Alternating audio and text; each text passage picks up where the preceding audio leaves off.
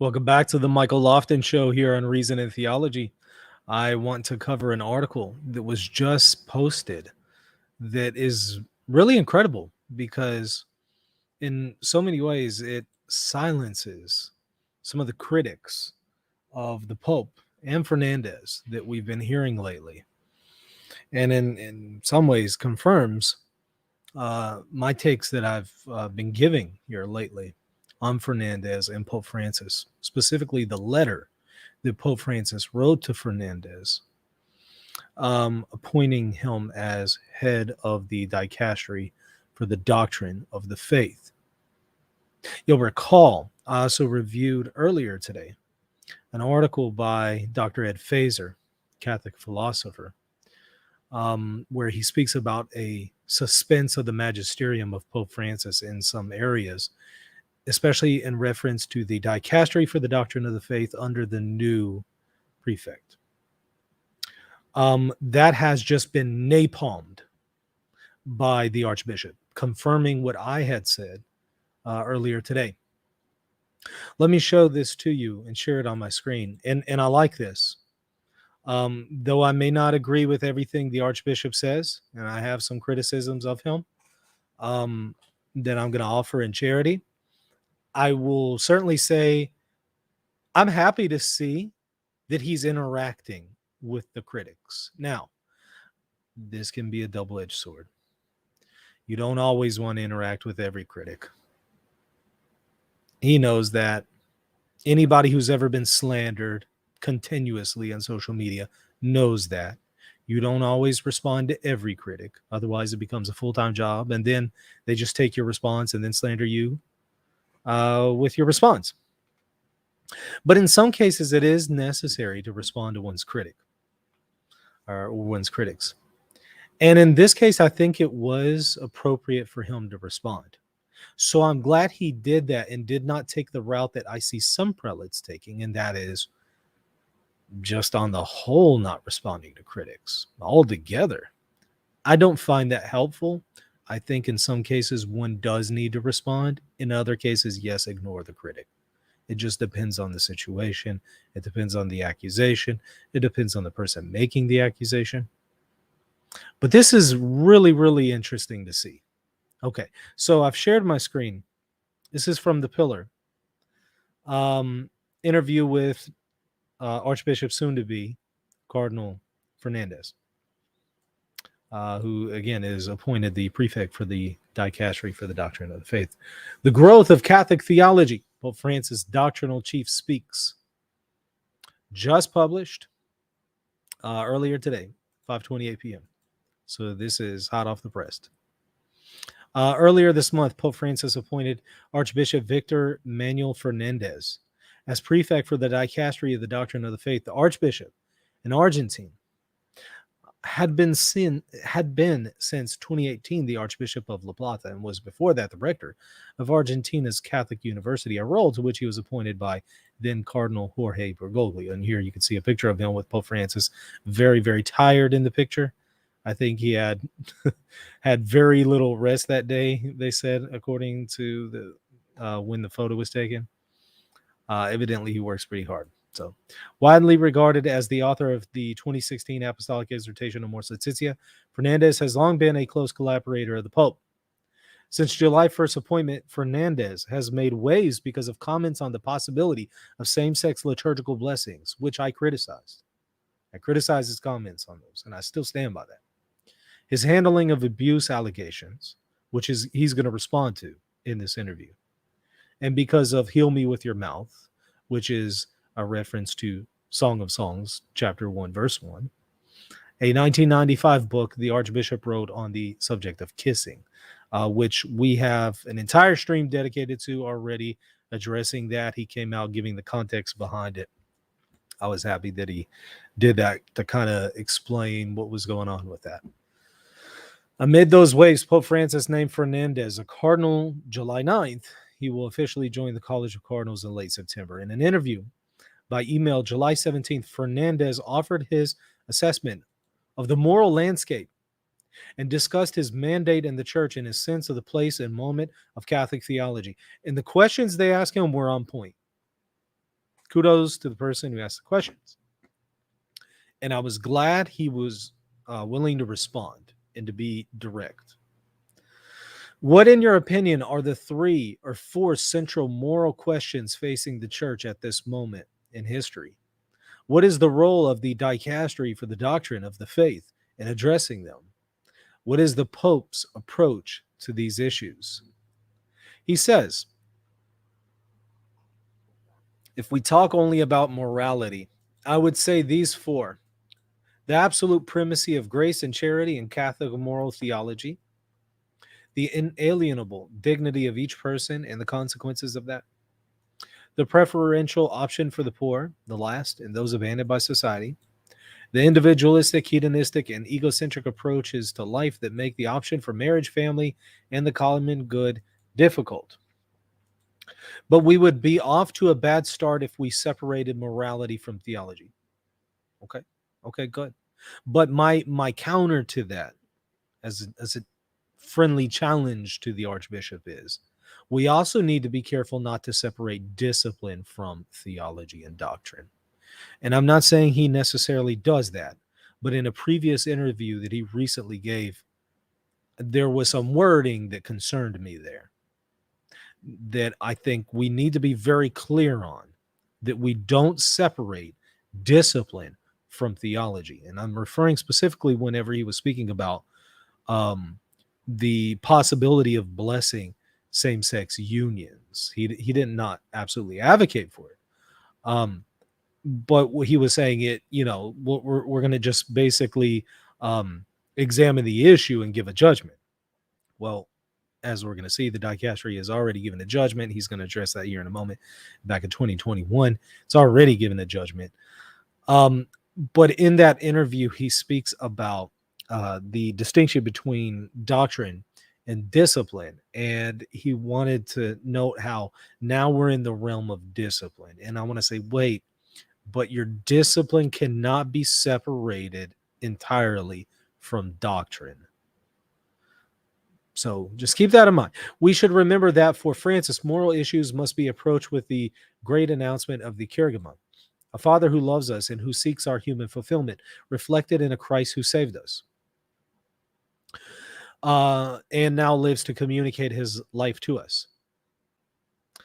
In his letter to you on your appointment, Pope Francis said that previously the DDF, rather than promoting theological knowledge, possible doctrinal errors were pursued. What I expect from you is certainly something very different, something you have since called a turning point. Now, remember, we just saw, and we've seen multiple critics of this, we even just saw Ed Fazer try to pick this apart and make something out of it that wasn't there. And I just did a response video saying, I think you're reading too much into it. And he's now going to confirm my take on this and show that, yeah, people have read too much into that. And this is going to put them in their place. However, Predicate Evangelium, also written by Pope Francis, says that the DDF works to ensure that errors and dangerous teaching circulating among the Christian people do not go without suitable rebuttal. That's Pope Francis. So then the question is Pope Francis contradicting himself? Because here Pope Francis is saying errors and dangerous teaching circulating among the Christian people should not go without a rebuttal. They should be rebutted. And weren't we just hearing figures saying, oh no, Pope Francis is trying to change this and change the whole purpose of the Dicastery for the doctrine of the faith. And so now we're going to have a suspense in the magisterium, and reading way too much into it. But how do we make sense of that in light of what he wrote to Fernandez? Well, I offered several videos on this, giving a response. And now he's going to be asked the same question. And the answer he gives is the same one that I gave. Watch this. These two documents seem to present different views of the role of the DDF in the safeguarding of doctrine. How do you think they can be reconciled? He's point blank asking, hey, what Pope Francis wrote to you about the purpose of the Dicastery seems different than what Pope Francis wrote here in this document. What's going on there? Is there a contradiction? What is your approach to the appointment at the DDF? He says this: look, if you read the Pope's letter carefully, it is clear that at no time does he say that the function of refuting errors should disappear. Where's my, hold on. I have it somewhere here. Hold on. Let me find it. Do I still have it? Oh man, I was looking. There it is.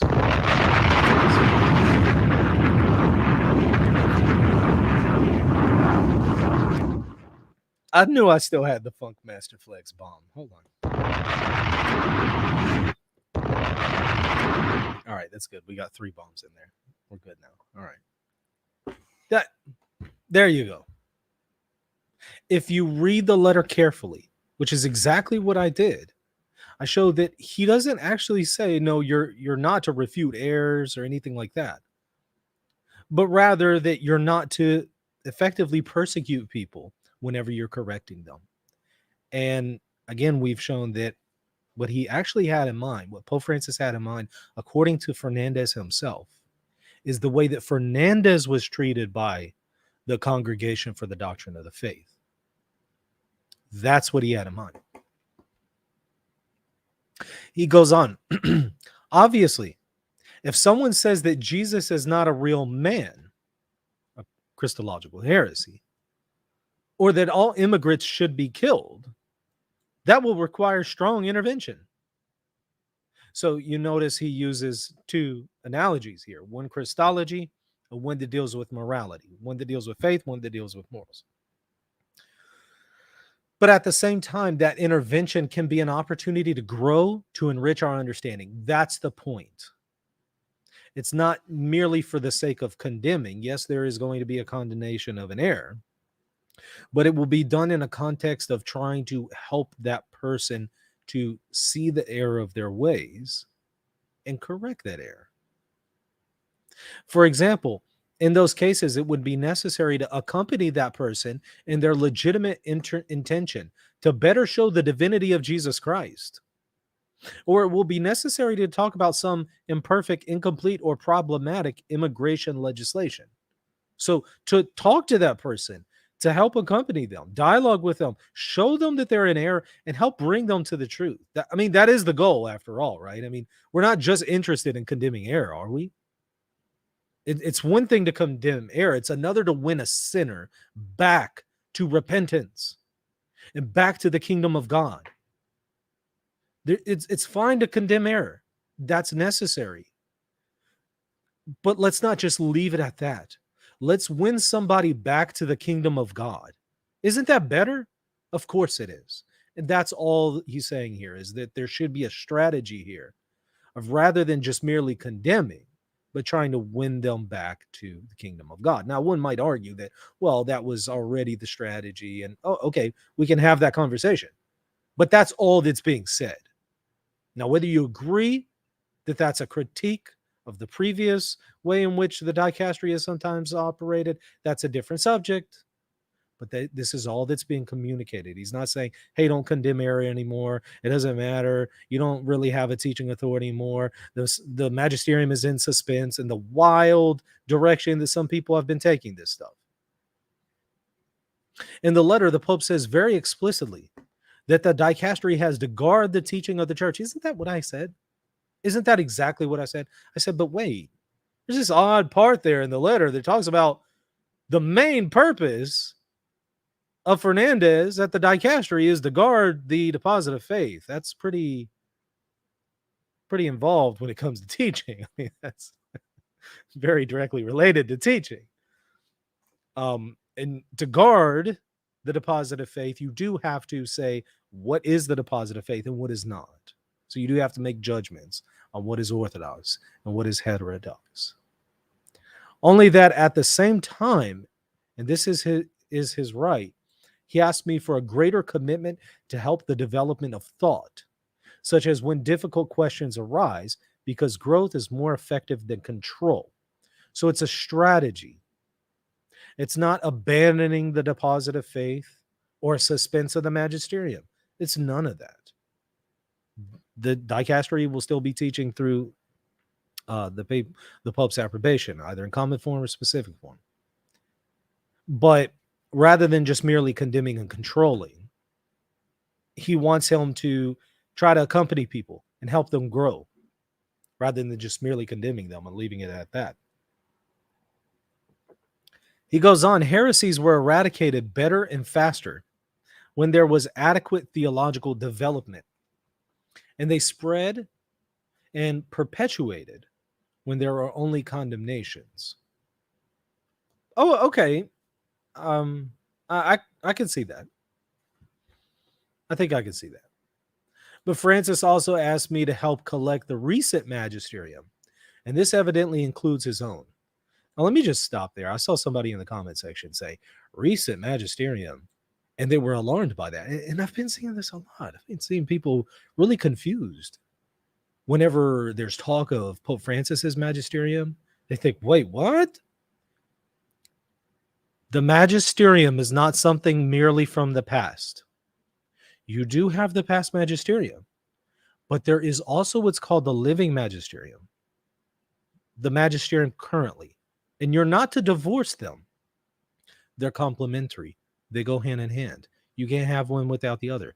You don't have the living magisterium to the exclusion of past magisterial teachings, but you also don't have past magisterial teachings to the exclusion of the current living magisterium. You have to have both. And what I'm noticing is that some people don't seem to be aware that there's a living magisterium. They seem to think that the magisterium is something from the past and that there's no teaching authority right now. There's a pope and there's a whole college of bishops that are teaching right now.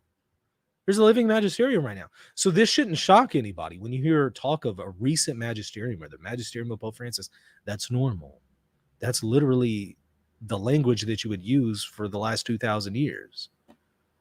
There's always a living magisterium, and there's always the magisterium that went prior to that, and you need to read it with continuity, a hermeneutic of continuity.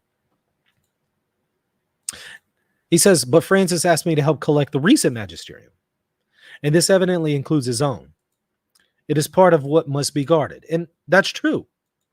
Pope Francis has taught authoritatively, and Pius XII has noted, when the Pope teaches, even non-definitively, so outside of ex-cathedra teachings, when he teaches authoritatively, even if it's not infallible, it's non-definitive, Pius XII notes in Humani Generis, that's the voice of Jesus Christ. He who hears you hears me is what he cites from the Gospels. He who doesn't hear you doesn't hear me and him who sent me. And he applies that to non-infallible papal teachings. That would describe Pope Francis. Has Pope Francis offered any definitive teachings that were not already previously definitive in nature? I don't think so.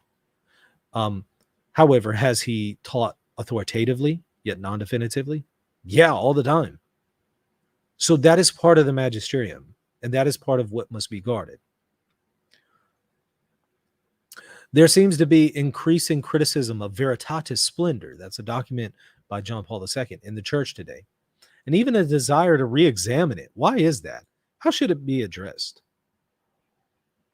Fernandez says, Veritatis splendor is a great document, powerfully said, or powerfully solid.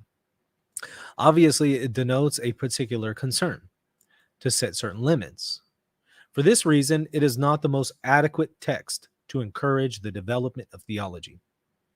In fact, over the last decades, tell me how many theologians can we name with the stature of Rahner, Ratzinger, Congar, and von Balthasar? Definitely not all in the same category. I mean, you got to admit, though, I mean, I'm not a fan of Rahner. I'm sorry, I'm just not a fan at all. He does say some pretty wild things in his, what are the theological investigations? I got them right back here. Sometimes he says some wild things. But you got to admit, he is pretty intelligent. And he knew a lot about dogmatic theology. But I certainly would not put him in the category of Ratzinger, Congar, Balthasar. But that's me. Not even that which they call liberation theology has theologians at the level of Gustavo Gutierrez. Something has gone wrong. There were controls, but not so much development. Today, perhaps a text will be needed that, collecting everything valuable from Veritatis splendor, has another style, another tone, which at the same time allows for encouraging the growth of Catholic theology, as Pope Francis asks of me. What is the starting point of moral and pastoral theology? How does it begin? The starting point of any theology is divine revelation. Boom. Boom. Oh, I got the Zelda on here too. I'm going to just let it play out. That's whenever, you open up the treasure in Zelda or whatever. I didn't mean to hit that one, but I love that sound effect, so I had to let it play out. But anyways, yes. Look, I mean, there are so many people out there who try to engage in theology, and they're conspicuously missing divine revelation, sacred scripture, for instance. That's the starting point. We need more of that. But theology develops in concrete contexts. True. It is not the same to do theology in the middle of a war, or in a conversation with a filmmaker, or in a neighborhood full of starving children, with a group of missionaries in Japan. So although the starting point is revelation, it is inexhaustible word. It is the inexhaustible word that comes into contact and conversation with the most diverse human situations, and thus allows different aspects of its immeasurable mystery to emerge. Okay. I don't know if that really, I don't know if that really answers it, but you've spoken about your openness to investigating and possibly approving blessings for same-sex couples, so long as there's no confusion with marriage. And one of my criticisms is there will always be confusion with marriage, no matter how you couch this. I have a whole video critiquing his interview here, saying there's no way to avoid the confusion. Even if you want to try to say, well, let's bless the good that's found in here, such as monogamy or personal fidelity or this or that, you can't do that. You can't divorce it from the context in which it's found in, and there will always thus be that confusion. So there's just no way to do this. So they're asking them the right questions. They're saying, okay, well, what's going on here? Do you, and you have said that the Dicastery for the Doctrines of the Faith's 2021 declaration, which I've covered here on the stream before, on the same subject, doesn't smell like Francis. So I'm really glad they asked this question, very direct. You said it wouldn't be wrong to rethink the document in light of everything Pope Francis has taught us. Well, I don't think that Pope Francis has taught anything that would overturn the document itself. Still, it was Pope Francis who specifically authorized the 2021 statement. Bingo! And I've pointed that out. At the very least, in common form. It doesn't seem that he approved it in specific form, but he did approve of it in common form. So it's part of the papal magisterium. So how should Catholics understand the Pope's mind on this issue? Is it evolving? Has Pope Francis changed or something? Or has something in particular changed in the last 2 years? Does the approach of the Belgian bishops reflect the Pope's mind? Great questions. Great questions. Kudos to this person. I like that. He says, I said that it would not be bad to rethink it, nothing more. But an interview is not the most appropriate place to do that. I will have to talk to many people and listen to the Dicastery itself, pay attention to what comes up in the Synod on synodality, and so on. But not necessarily to contradict what the document says, but perhaps enrich and expand it. Now, that's going to be the only thing that you can do. When you look at the 2021 document that Pope Francis approved, the document that we know as the one that says God can't bless sin, and the church can't bless sin. That document, its argumentation is bulletproof. You're not getting around that. There's no way around that. It's appealing to natural reason, and it's appealing to divine revelation. It gives solid Bulletproof argumentation for that thesis. There is no way around that. There is no way to overturn that and contradict it. That is impossible. You can't do that without contradicting divine revelation and also reason. It's impossible.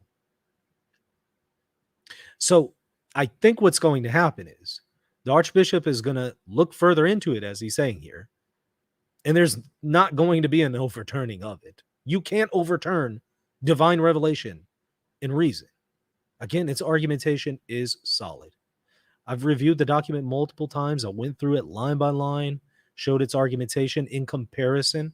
In fact, I read the document and compared it to what the German bishops were saying and showed the difference and showed why the German bishops were not sufficiently accounting for the 2021 document and were saying nothing that would overturn the 2021 document. Well, I won't belabor the point, but I do think that that's what's going to happen is the Archbishop is going to see, yeah, you can't contradict this. So we're going to look into it, and then we're not going to be able to contradict that. We're going to have to uphold the same thing. All we can really do is enrich and expand it. Okay, great. Go for it. I would love for you to enrich and expand that document. But you're certainly not going to be able to contradict it. That's well established. I would love to see somebody overturn that document.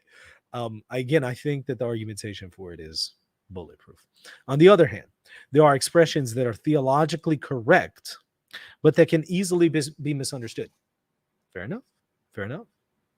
For example, the expression God does not bless sin is certainly a phrase that Francis would not use so easily without making sure that respect is clear for what specific people might be experiencing. Now, in fairness, I think the document does that. I think the document is fair. I think the document is respectful.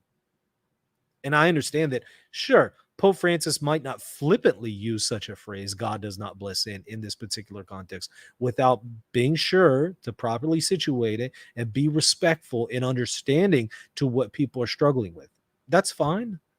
I mean, we want to be compassionate. If I'm in sin, I want the church to be compassionate to me. So certainly we need to be compassionate to others who are in sin. But at the end of the day, we do still have to say it is sin and challenge them on their sin. Though, of course, being, again, compassionate, loving, merciful, charitable. But we have to have both. So, again, Pope Francis did approve that. And he's aware of that in the document. It's approved in common form by the Pope. So there was nothing in there that just absolutely jumped out at him to make him say, no, I'm not going to give papal approbation to this. It's part of his magisterium. And has anything that the Pope has said overturned that document? No, nothing has overturned that. In fact, Pope Francis has reiterated that even recently, saying that homosexuality is a sin. Pope Francis said that. He was explicit about that. He explicitly said those words. It's a sin. Well, that upholds 2021. And I don't care what they discuss at the Synod on synodality. I don't care what they discuss. I don't care what some of the cardinals and bishops say there. There's nothing that they will be able to say that will overturn the 2021 document, period. Nothing. I don't care what kind of clever argumentation they come up with. Nobody at that synod is going to be able to overturn the logic behind the 2021 document that Pope Francis, by the Dicastery for the Doctrine of the Faith, approved in saying God cannot bless sin, because the argumentation for it is bulletproof. Again, the best thing we can try to do is say, well, we're not going to bless sin. We're going to bless the good found in these unions, not the bad found in them. And to which I say, absurd. Are we now going to say, well, I'm going to bless the good found in Satan? Well, what kind of good is found in Satan? Being. I mean, being is good, right? So can we now have ceremonies blessing the being of Satan while not blessing the way in which he's being? these distinctions are useless at this point, because the way in which he's being is completely evil. And so though we may speak of being in isolation as a good, everything about his being, he's using it for evil. So it would be absurd to say, let's now bless this good found here, when it's in the context of something very horrible. Likewise, it's absurd to speak about blessing any good found in these unions, such as personal fidelity or friendship or monogamy or whatever. It's absurd to speak about blessing these things, because they're in a context in which those things cannot be blessed, which the 2021 document proves and reiterates. It's saying the same thing that I'm saying here. It says the exact same thing in the 2021 document. And there's no way around that. So really nothing, if we rethink this, reevaluate it, re-examine it at the synod, go for it. It's not going to change. So it's kind of a waste of time to continue to talk about these things that are already settled. It's kind of like the issue with women's ordination to the presbyterate. Why even waste time talking about this? It's already definitively settled in Ordinatio Sacerdotalis, not only by the act of Ordinatio Sacerdotalis, I would argue, but clearly by the Ordinary and Universal Magisterium, which is what he cites. It's useless to continue to debate these things and discuss them and rehash them and bring them back up. You're going to get the same answer over and over and over. It's not going anywhere. It's not going to change. Let's take all this energy and let's actually talk about other things that are more productive. Well, I guess some of us have to learn the hard way. You've mentioned that Pope Francis told you that disciplinary matters, especially those pertaining to abuse cases, will be handled by the DDF's team of experts instead of by you directly, and that in the past that was the reason why you refused the post, as you did not feel prepared to handle abuse cases at such a high level. However, you, as prefect, the ultimate decisions will still go through your desk and through your approval and criteria. Even if you delegate this task completely, you will still be the ultimate responsible party. Sure.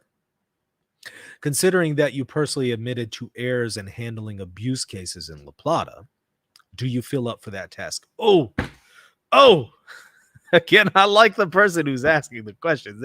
They're not beating around the bush. They just went straight for it. Okay, you admitted to not handling this thing in the best way, and yet you're going to be over the DDF, which oversees abuse cases. Do you feel you're up for the task? Now, the mudslingers out there have been constantly throwing this in his face on social media. The mudslingers, those who are part of the industry of papal slanderers, are latching on to this, and again, in a food fight, throwing it in his face to ultimately criticize Pope Francis. Well, how does he respond to this criticism? He says, I will see what I will be expected to sign according to what the Pope tells me, consistent with what we have already discussed. In any case, the prefects in general have not been canonists, and in these matters they give approval by trusting in the seriousness of the work of their collaborators. To be precise, in a case from La Plata, I did not admit errors because I followed the procedures that were in force at that time and always in consultation with the Dicastery. What I admitted is having acted insufficiently. A lot of us got to, come back on YouTube and make some apologies. I mean, well, I guess we haven't seen any of those lately, so we're probably not going to see them now. But the whole suspended magisterium thing was just napalmed earlier in the interview. Are we going to have apologies for those? Probably not. Are we going to have apologies for those who have been mudslinging and throwing this one in his face? Probably not. He did not admit to errors, but he did say that he admitted to acting insufficiently. I could have done more. I could have taken the most drastic measures more quickly. In any case, you also learn from your own experience. Today, we have better procedures than at that time, and that makes things easier. Okay? How do you hope your appointment will serve the church? There will be nothing spectacular. I only have the certainty that each person that passes brings something of their own. I will leave something good behind. And here we go, the last part. How would you like Catholics to pray for you? What can they pray for? I would like that they sincerely ask for the help of the Holy Spirit, not to do what I think or what others think, but what responds to the will of the Lord and his plan. That prayer can be made by anyone, even someone who feels inclined to hate me. I'd be grateful for that. There you go. Well, that's what we need to be doing. Pray for him, and not only just him, but also Pope Francis, that they would do what is God's will and not their own will. It's a good prayer. And see, in the comment, you'll see what I mentioned about this phenomenon of people who are confused about the living magisterium as a concept. Here you have a person saying, what is this recent magisterium? The very phrase makes me shudder. This isn't unique to this individual. I see this continually, over and over and over. People making a huge deal out of this. And I'm just thinking, we have really catechized people to only be aware of the magisterium as something in the past. And we're just not telling them anything about this concept of a living magisterium and that they're in harmony with each other and you can't separate them. Both exist, and we need to have a hermeneutic of continuity with them, but you can't have one in isolation without the other. The past magisterium without a living magisterium is a failed church who has defected from the faith. You no longer have the indefectibility of the church in perpetuity. You now have an essential feature of the church is gone. The promises of Christ have failed in Matthew 16. It makes no sense to speak of the past magisterium to the exclusion of a living magisterium. You have a failed ecclesiology. You have failed promises of Jesus at that point. You have a failed religion at that point. Christianity makes no sense at that point. You have to have both. And of course, obviously, on the other extreme, it makes no sense to speak of a living magisterium to the isolation of anything in the past, because the church didn't just wake up all of the sudden now and begin to exist now. It's been here for 2,000 years. It's more the Protestant air that wants to see contemporary time, the living magisterium, which they don't even have a magisterium, but you know what I mean, their own teaching authority. They want to just see it in the present, and they don't tend to really look to the past, certainly not before the Reformation in many cases. So you have to have both. And so it does concern me that there are people who are disturbed and bothered by that language. That bothers me, that people are bothered by that, because implicit in that is a ecclesiology that's just not Catholic.